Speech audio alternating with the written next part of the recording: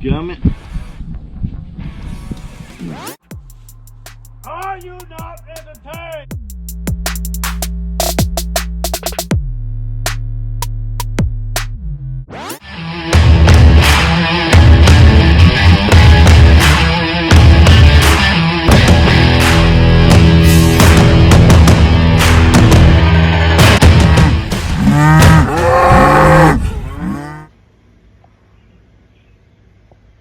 Alright, hey y'all, Brian here with another Flying Bar video. This evening, heading out to turkey hunt. It's the last day of the season, and going to hunt on a ranch where I do some part-time work. The spot where we're going, I don't know, a few days ago, I guess last weekend maybe. Yeah, I think it was last Saturday, Friday or Saturday.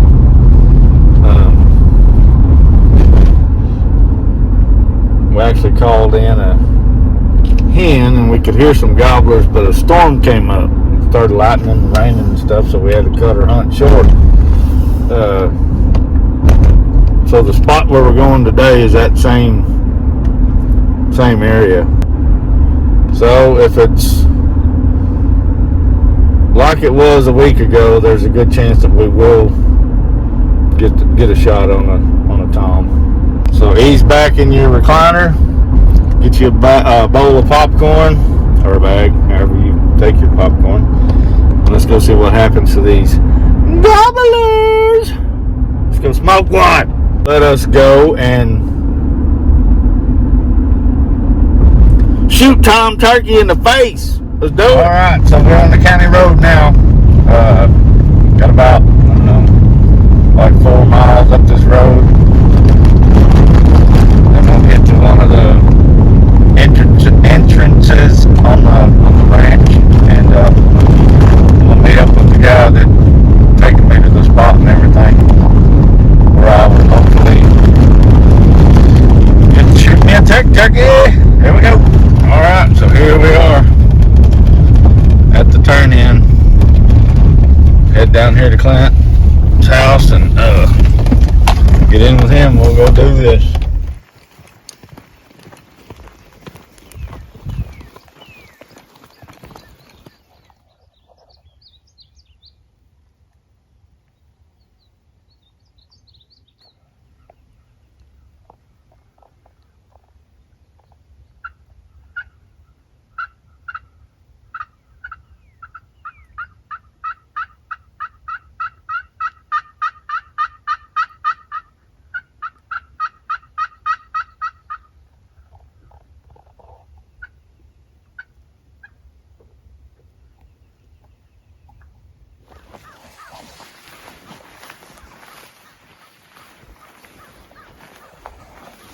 Okay, so as usual on this hunt, on this video, no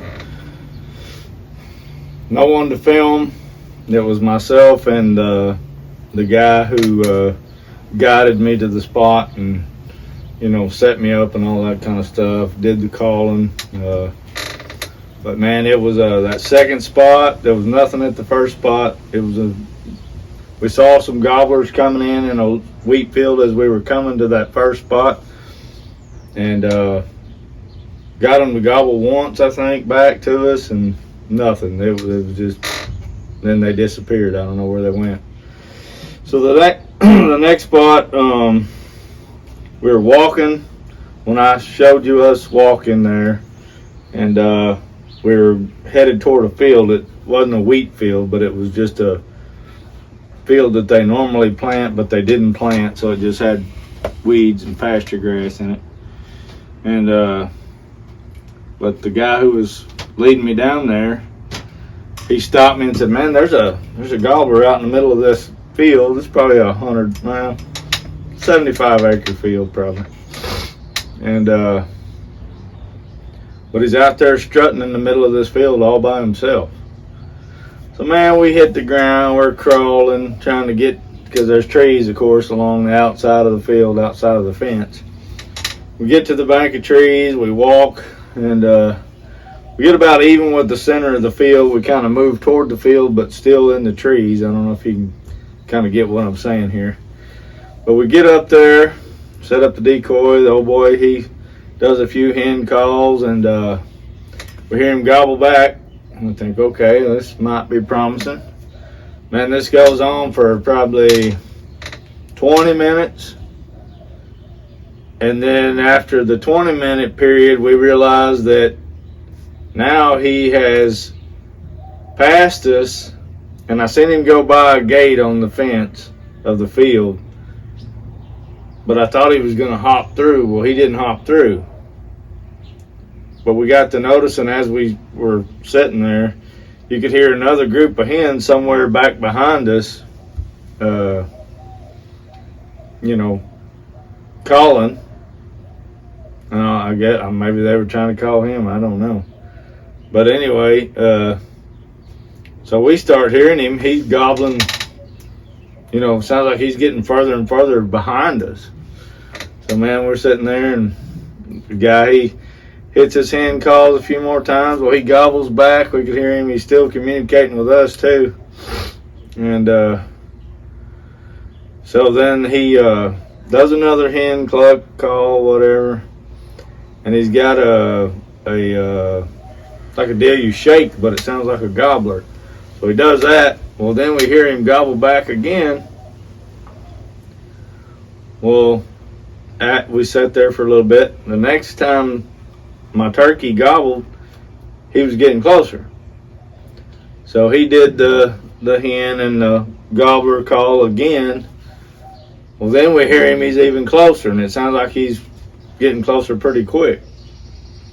So I kind of turn around and look back toward the field, like where this gobbler originated, and sounds like he's just behind a clump of brush, kind of behind me, but coming to us maybe. So we both realized that. We kind of looked at each other, and so then he does another call. Well, then I see him pop out from behind the clump of trees where we couldn't see him before, but he's still kind of behind me. So we let him set for a second, and of course he's gobbling and strutting around. He's all puffed up, but you can't really shoot them when they're strutting like that. So I told him he was strutting. He said okay, and because he couldn't see him because he was kind of around on the other side of the tree, on the tree we were sitting. So he said, I couldn't really make out what he was saying. But anyway, he did his hen cluck call again. And by that time, I already drew up my shotgun. And the only way I could get a headshot was when he was about to, how they kind of stretch their head out when they gobble. Well, he did his call. Old Tom Turkey stuck his head out to do his gobble, and BAM! He got smoked. Anyway, here's the turkey.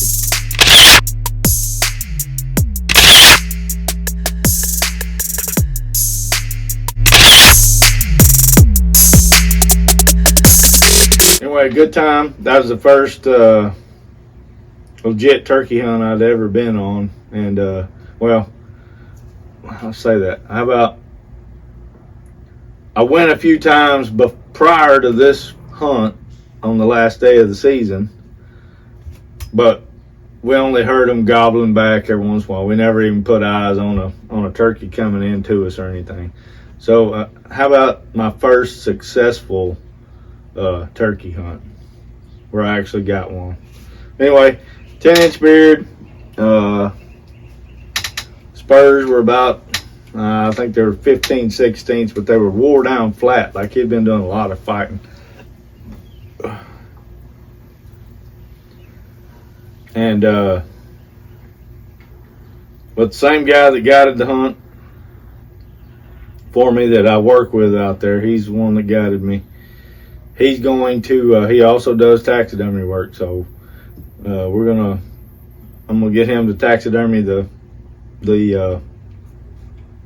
tail fan and the beard and the spurs and whatnot, maybe with some leather work in it somehow.